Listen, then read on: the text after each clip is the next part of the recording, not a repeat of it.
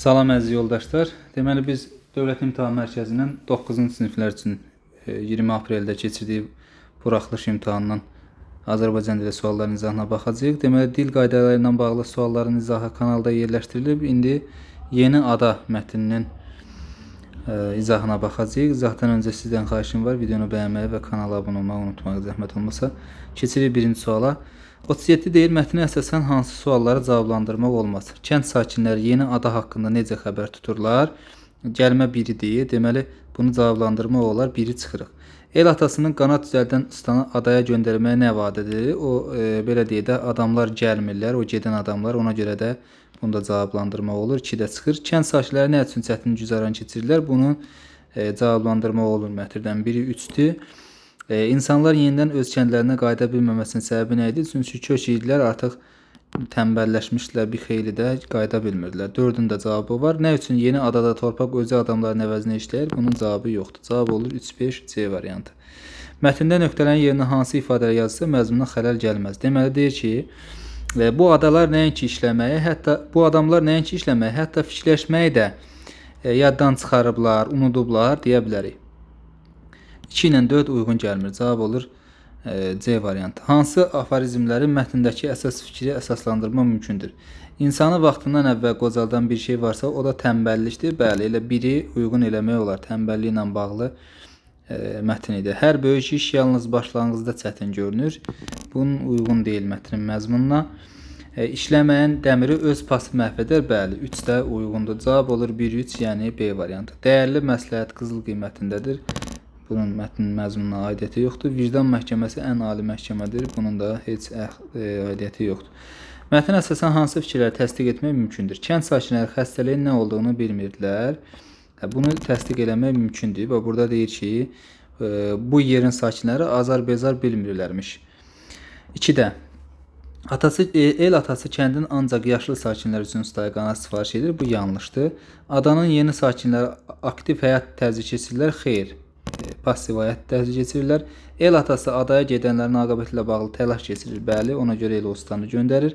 Əksər insanlar öz ölkəsini tərk etmirlər. Bəli, bu da doğrudur. Cavab olur 1, 4, 5, yəni D variantı. 41-ci sualda əvvəlində işarə qoyulmuş ifadələrin şərhinə əsasən uyğun müəyyən edin. Deməli, çörəyi daşdan çıxarmaq ifadəsidir. Sücaq, əlləri işdən soyuyur.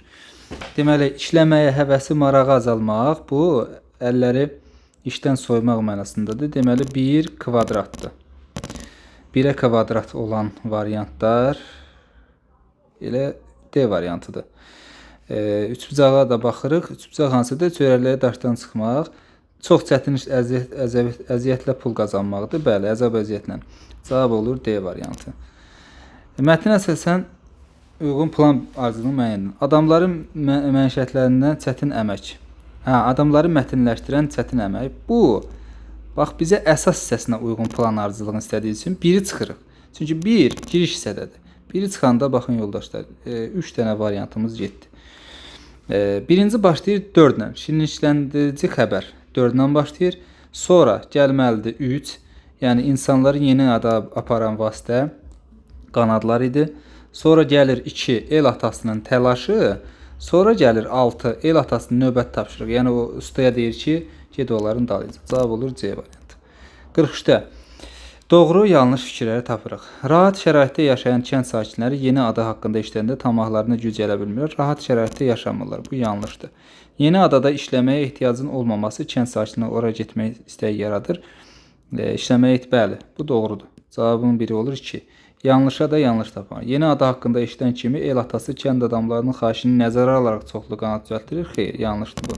Kənd adamların belə bir xahişi yoxdur. Cavab olur 2-3 B variantı. 44-də səbəb nəticədə uyğunsuzluq istəyir. Kənd sakinlərinin işə olan marağının itməsi nəticədə el atası ustaya qanad sifariş edir. Bu doğru. Uyğunluqdur yəni.